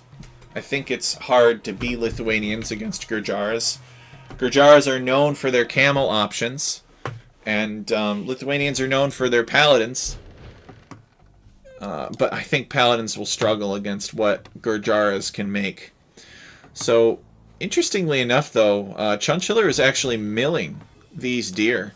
And he actually has not built a lumber camp yet, which is an interesting choice. He must have done the calculus, and he figured out that he could mill these deer and then chop all the wood he needs underneath this town center and then build a lumber camp later. And he's scouting around with his cows, because why not? And E1ST is over here snagging all these free sheep. I think that there are too many sheep on this glacier. If I were to make some modification to this map, that's one of the things that I would change. Because I think it makes it so you have to send your scout over here. Otherwise, you just get a huge sheep advantage. Maybe not, though. Maybe you guys disagree. Cookie Pirate is always excited to see the Lithuanians. So E1ST is taking a different approach. So E1ST with the Lithuanian Instadock, you know, he's pretty much going straight to wood. And he's able to keep up villager production longer, and he wants to dock sooner and get that villager lead. And meanwhile, Chanchilleru, he is all about that deer. Look at him. He built a mill here. He's sending a villager out. He's killing his opponent's deer. So E1ST, what we're going to see is we're going to see E1ST go fast castle because he is invested in slower food sources. He's invested in fish and berries and sheep. Sheep aren't too bad, but there's not enough sheep here to get him up to the castle age. I mean, maybe a couple more, but even still, he doesn't have the huntable meat that he needs, which is to get up to the feudal age quickly. Whereas Chanchilleru is all about that. And actually, Chanchilleru should have tried a little bit harder to get these sheep. I think he could have garrisoned them in his mill, and taken advantage of that sweet Gurjaran free food passive income bonus. Okay, there we go. Yeah, he's doing it now. He's building a house. Has he built a lumber camp yet? Yes, he has. Okay, so he has built a lumber camp at this point, and he is starting to trickle in some wood, but he really just wants all of this meat. And E1ST is building fishing ships, and Chanchilleru is not. So we're going to see lightning scouts from Chanchilleru, is my prediction. Chanchilleru has practiced this map, and he has determined that if he goes lightning scouts, he can kill his opponent before his opponent will ever sport danger. Looks like E1ST is going to push in the one deer that Chanchilleru spared with his eagle. And he's sending another villager forward for some reason that I don't understand. Actually, he is going to build a house. Okay. So he's going to build a house here, not a mill. And like what I was saying with the Nomad maps, these houses are for vision. These houses are to give him, for 25 wood, the chance of potentially seeing something come across the screen at him, it is worth the investment. I don't know why this villager is continuing to charge forward. My guess would be is that E1ST does not understand the extent of Chanchilleru's, and he doesn't realize that Chanchilleru is like all over this. So Chanchilleru's got the numbers. Chanchilleru, if he chose to fight this, it would be pretty devastating. I'm not sure what E1ST is still doing over here. Chanchilleru is going to build another house to make sure he doesn't get housed. And let's take a look, actually, and see. Yeah, Chanchilleru is almost able to click up to the next stage, actually. He's dropping off the berries. And he'll probably do a force drop and then click up. No need to do the force drop. Alright, he's on his way up to the next stage. So he is clicked up at 8 minutes. This is going to be I think it's going to be less than, you remind me, this is going to be less than a 10-minute feudal age time, which is pretty good. Here's the barracks. Sending a bunch over to wood. He's continuing to invest in all of these deer here, and he is going to go lightning scouts. So the reason that scouts, I think, are awesome on this map, if you can pull it off, which you may not always be able to because you may not have the food, but if you can pull it off, gold is pretty exposed. right? There's not a lot of gold here. I mean, he maybe could get small walls going and, like... I don't know. I think the E1ST could small wall out Chanchillaru, but I think he's going to be surprised. E1ST is probably assumed... Oh no, these fishing ships need to be sent to work. E1ST refreshing his dock here. I think he's going to be surprised by what Chanchillaru is doing. He's probably assuming that Chanchillaru is going dock as well. Let's take a look at E1ST's point of view, actually. Yeah, this is very dangerous. So E1ST has not come over here, and he has not scouted that Chanchillaru is not on water at all. E1ST reaching the feudal age around the same time, but he's got slow food income. So E1ST is not going to be up to the castle age anytime soon.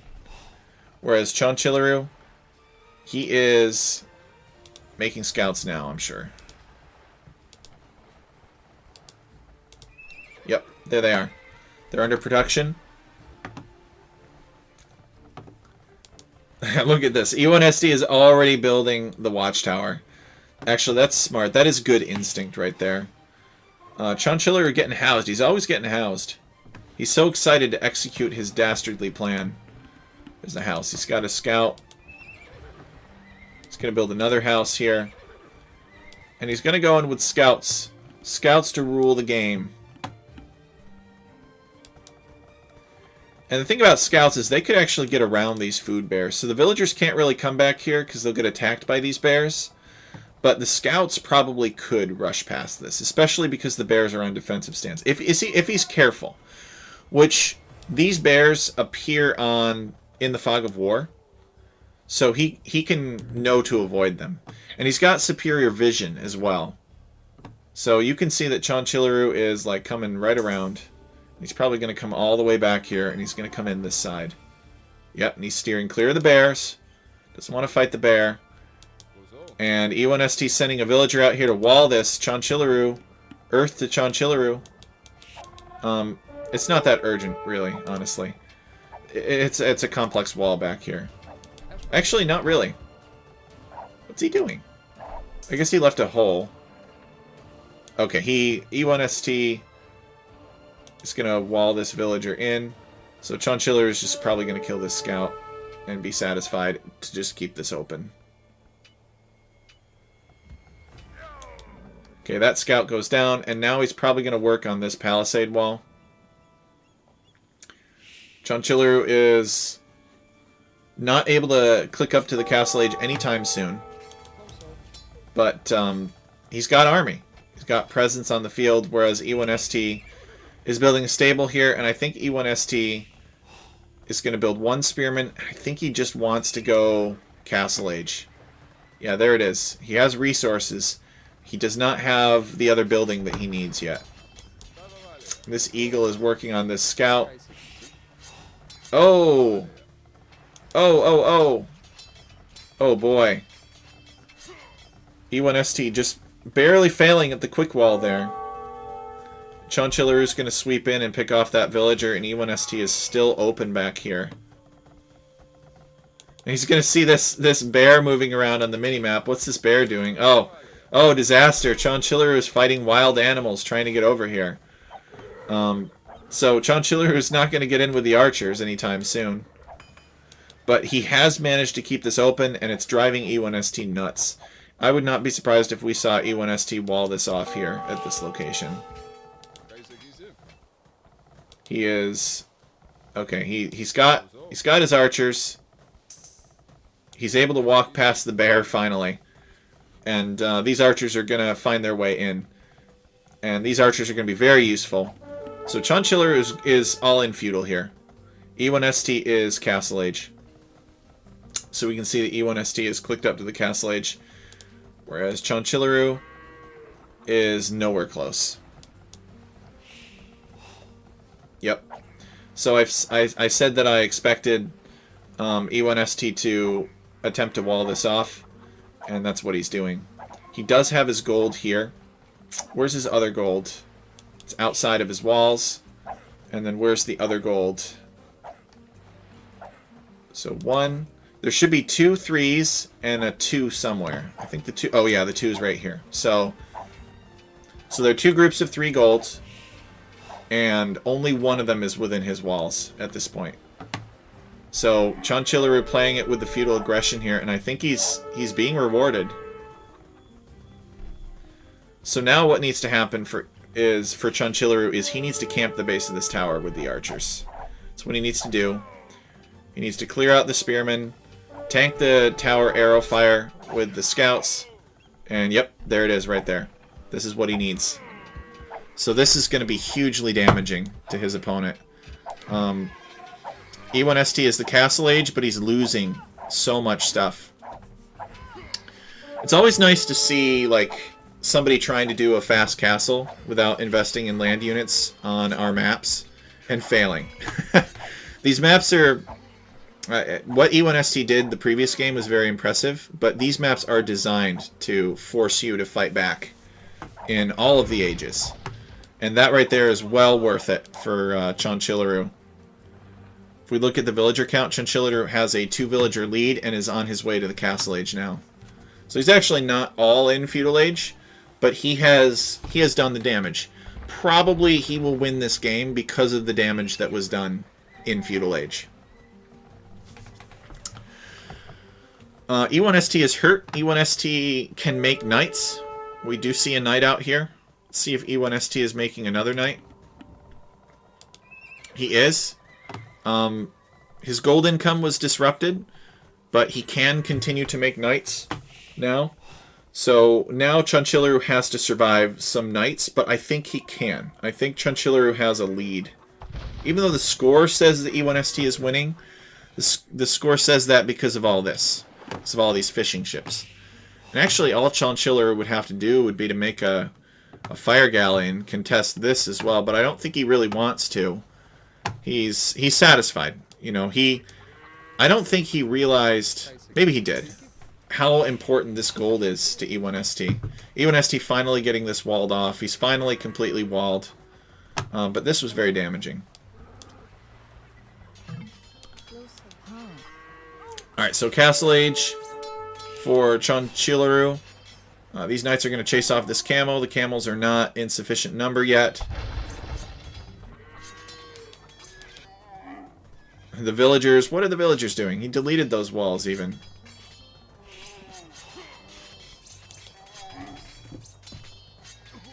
Okay, the camels are going to clean up the knights. I think a couple villagers went down. E1ST with 6 villager advantage over Chan-Chilloryu. Count 1, 2, 3, 4, 5, 6. It's basically all in fishing ships.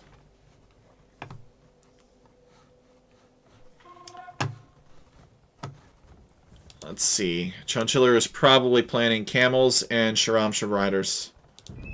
Yeah. So they're the Sharamsha riders. The whole point of these guys is to get in and just wreak havoc and disrupt this gold some more.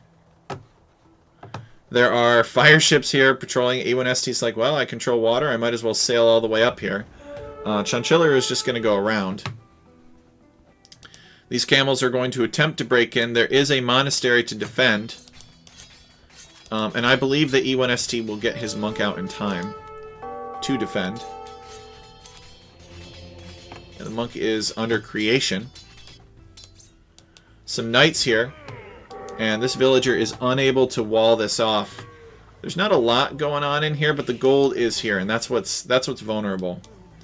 So Chan-Chilloryu's got to draw back his camels and go to confront these knights because they are coming back.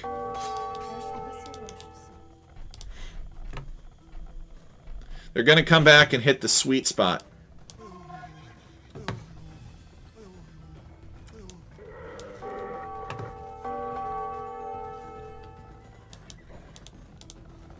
Knights looking for some more damage, just diving the town center. But the camels catch up to them. Knights have got to flee. What is this? Oh, I think this is Chan-Chilloryu wanting to build another town center. Yep. There it is. So Chan-Chilloryu deciding enough is enough. I'm building a town center on my gold.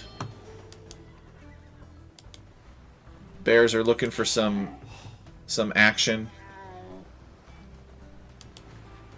But the knights are too fast. Chonchiluru has 9 herdables in his mill.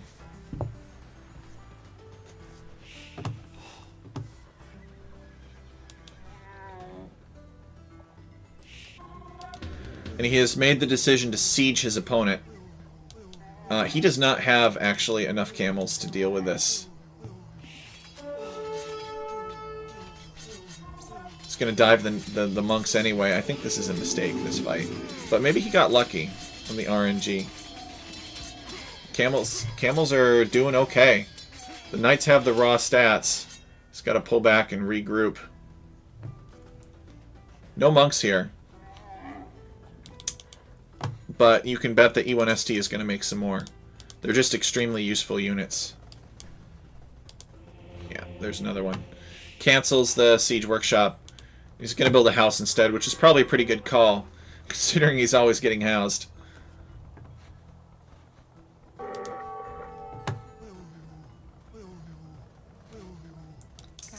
Okay, maybe now he builds the Siege Workshop. Actually, Siege Workshop with like a mangonel right here would be pretty annoying. Or a tower on this wood line. This gold is... yeah, it's got 700 left.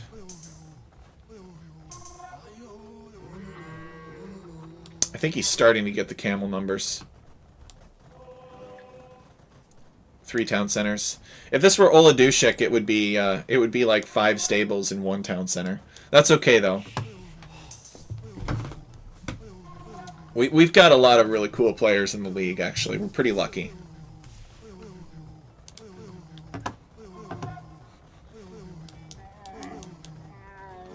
13 cavalry units. He's looking for an opportunity to break in. I don't know if time is on his side here. He might make a scorpion to help him deal with these spearmen. No, he's got a mangonel instead. Eh, it's close. They're pikemen now. I think this is a mistake for E1ST. Yeah, he's pulling back. He's like, there's too much stuff there. I don't want to go out there. I want to bunch it up. I want to try to... oh no, the units are autopathing. And the mangonel squishes the monk right in the face with some rocks. So he needs to... he's coming out here maybe to quick wall this. I'm not really sure why he took that fight. I think it was a mistake. No, I don't mean mistake like he chose poorly. I think his units just went someplace that he didn't mean for them to go. Building another town center here, and he's building another barracks, so he's going to invest more heavily into pikemen. I think Chonchiluru needs rams. I think he doesn't realize that his opponent's got like 4 military units. But he's playing it cautious after last game. Maybe Chonchiluru feels like... I hear heretical chanting, Woolaloo. Maybe, you know, Chonchiluru is playing it safe because he feels like he over-invested last game. Oh, okay, yeah, just as I say that, he builds a castle. Nice. But, you know, he tried really hard to kill E1ST, and probably by all accounts, like, what he did should have been sufficient investment, but E1ST just kept on sniping his trebuchets. So now we've got this castle going up, and we got Mangonel flattening a monk, which is always funny to me to see that. Castle going up. And this is going to put some pressure on his opponent, that's for sure. Going to deny some stone. His opponent's going to run out of gold, too. He's going to try to get in over here. And he might actually build Sharamshvas soon. If he can reasonably open up his opponent. E1ST is in trouble. I think he's too far behind. And he maybe had an opportunity to come back. But Chonchiluru kept on the pressure. What would I have done differently if I were E1ST? I can't really answer that, you know. Maybe I would have stonewalled. Maybe I would have made more monks and gotten redemption and stuff and wouldn't have made knights. But then again, if you don't make knights, you can't come over here and raid your opponent. So it's really hard to say. There's ways to play it more defensively than he did. But that's not necessarily to say that it would have been better to play it more defensively than he did. You know, maybe Maybe that's the play right there, is you make knights, you waste time over here, you kill villagers, you know, you distract your opponent, and that gives you room to recover. Instead of the fight being in your base with stone walls and people trying to frantically get through. And Chinchilla kills the food bear there with his camel army. His mangonels are attacking uphill, so E1ST taken off of this gold. He's got a little bit of gold here. He's got 371 gold here. His other gold is down here, near the coastline. E1ST has got free reign of the water. I'm wondering, you know, he could send villagers down here, build galleys and stuff, but it would be a different kind of military. It's not one that he's prepared to make. Chanchilaru is headed up to the Imperial Age. He likes to go to Imperial Age quickly. E1ST is almost up to clicking himself, and generally when you see castles staring at each other like that, you know people are going to be, at this level, are going to be trying to click up. But the advantage for Chanchilaru this time is that even though he's downhill from E1ST, he's going to have 2 castles instead of 1.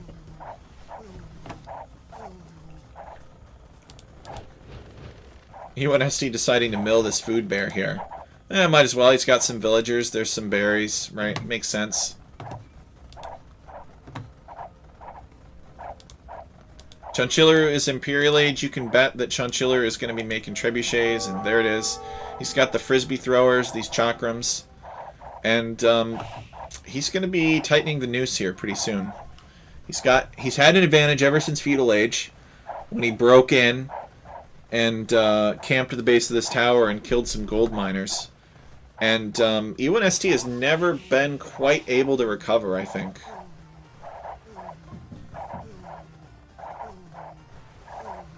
Chanchilaru just did a lot of damage with that Feudal Age attack.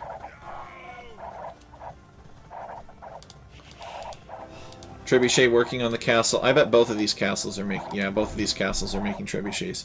Chanchilaru is not taking any chances. How far away from the Imperial Age is E1ST? He is about 3/4 of the way there.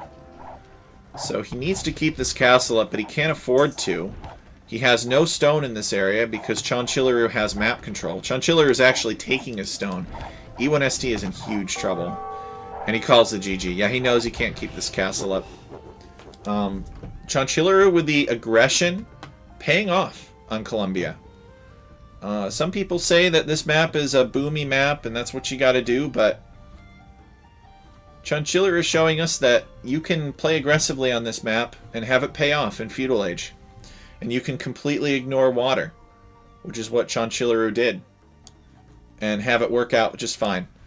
So always fun to see the players and what they come up with for these maps. So Chanchilaru tying it up 1-1 against E1ST. I think these are some pretty good sets from round 4. Really appreciate you guys tuning in. Let's take a look at the stats real quick. Chanchilaru across the board did better. Better military here with more kills, fewer losses, more buildings raised, 3 instead of 1. E1ST with 2 conversions. Chanchilaru with a huge army, though. Chanchilaru with more resources collected. E1ST faster castle age, but it didn't do anything for him, really. And in terms of society score, Chanchilaru booming it up. E1ST trying to stay alive, but just could not flourish the way that Chanchilaru could in castle age. And you can see that Chanchilaru slowly pressed his advantage. So I really appreciate you guys joining. It's been a fun league so far. Had some good players. Got to see some pretty interesting strategies. It's at some high level. And maybe I'll cast again sometime this weekend. It depends on whether or not the Rex come in. We'll see. Maybe there'll be some opportunity to do a future cast in the next couple of days. I know I haven't been in a while. You know, I've just been working full time and getting used to that again, and getting home being like, oh man, I do not feel like being on TV and being all presentable and everything. So I really appreciate you guys joining. Means a lot. I know there aren't a lot of you. You know, people aren't. The key to having your stream reach a lot of people is to do it regularly, and I am terrible at that. So I really appreciate you guys stopping by to support the stream, even though I'm very bad about being regular about it. So Thank you so much, and I look forward to seeing more games. Have a great night, everybody, and thank you again for your support. A lot of people besides me work hard on Alchemy League, and we're really pleased that it's something that you guys are interested in.